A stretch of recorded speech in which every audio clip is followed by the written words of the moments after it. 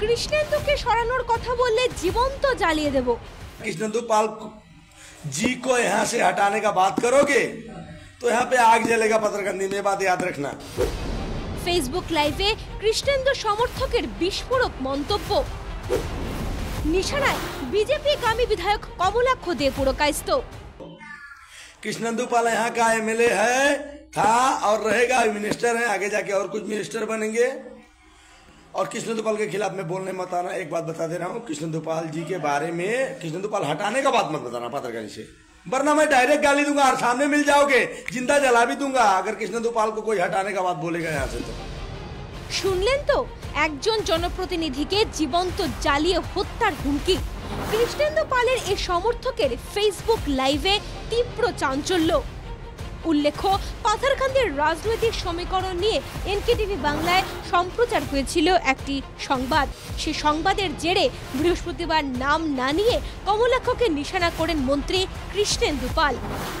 উত্তর করিমগঞ্জে আগে যারা বিধায়ক ছিলেন, আমি সন্ধ্যার কথা বলছি না, কংগ্রেসী বিধায়কদের কথা বলছি, ওনাদের সময় কি কাজ হয়েছিল, কি উন্নয়ন হয়েছিল, কি ডেভেলপমেন্ট হয়েছিল, এটা উত্তর করিমগঞ্জের নাগরিকরা জানে। আজকে এই রাস্তা উন্নয়নের জন্য সবাই মুখ্যমন্ত্রীকে, আমাকে, সুব্রত বাবুকে, সঞ্জীব বাবুকে সবাইকে মেমোরেন্ডাম দিচ্ছে। তারপরেই ফেসবুকে শুরু হয় কৃষ্ণেন্দু সমর্থকদের ক্যাম্পেইন। যেমন মন্ত্রী তেমন তার সমর্থকেরাও। আর চরম অসহিষ্ণুতার পরিচয় দিলেন শঙ্কর কানু ব্লক থেকে ফেসবুক লাইভ করা এক যুবক। ফেসবুক লাইভে চরম অশালীন মন্তব্য, অশ্লীল গালি, প্রাণনাশের হুমকি। कृष्णेंदु पाल यहाँ का एमएलए है, था और रहेगा, मिनिस्टर है, आगे जाके और कुछ मिनिस्टर बनेंगे। और कृष्णेंदु पाल के खिलाफ में बोलने मत आना। एक बात बता दे रहा हूँ, कृष्णेंदु पाल जी के बारे में कृष्णेंदु पाल हटाने का बात मत बताना पत्रकारी से, वरना मैं डायरेक्ट गाली दूंगा और सामने मिल जाओगे, जिंदा जला भी दूंगा अगर कृष्णेंदु पाल को कोई हटाने का बात बोलेगा यहाँ से। तो শুধু কমলাক্ষ নয়, যে কৃষ্ণেন্দুর বিরোধিতা করবে তাকে জ্বালিয়ে দেওয়া হবে। একজন বিধায়ক যিনি একজন আইন প্রণেতা, তাকে জ্বালিয়ে হত্যার হুমকি দিচ্ছেন কৃষ্ণেন্দু পালের সমর্থকরা। এই হলো পাথারকান্দির বর্তমান পরিস্থিতি। গোটা পাথারকান্দিতে ভয়ের পরিবেশ। সাধারণ মানুষ মুখ খুলতে ভয় পান। প্রশ্ন হয়, যদি বিরোধী দলের কোনো সমর্থক বা নেতা ফেসবুক লাইভে এরকম হুমকি দিতেন তাহলে কি হতো?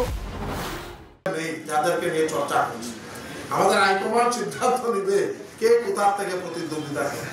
আমরা সব ভারতীয় জনতা পার্টির ফ্যাক্টর,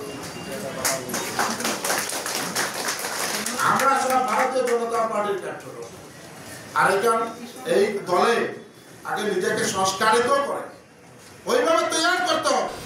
মন্ত্রী কৃষ্ণেন্দু পাল বলছেন, ফেসবুকে যা লেখা হচ্ছে সব যুব মোর্চার ভাইদের আবেগ। বলতে চাই যে আমরা আজকে ফেসবুকে দেখলাম পাথারকান্দির আমার অনেক যুব মোর্চা বা অনেকে ফেসবুকে লিখছেন, এটা আপনাদের আবেগ, ভালোবাসা। আপনারা দুইবার আমাকে বিধায়ক বানিয়ে আপনারা আমাকে দিশপুর বিধানসভায় পাঠিয়েছেন এবং মাননীয় মুখ্যমন্ত্রী আমাকে আসাম মন্ত্রিসভায় স্থান দিয়েছেন, কাজ করার সুযোগ পেয়েছি। সমগ্র আসামের নাগরিকদের কাজ করার যে সুযোগ, তার জন্য মুখ্যমন্ত্রী মহোদয়কে বহুত বহুত ধন্যবাদ এবং কৃতজ্ঞতা জ্ঞাপন।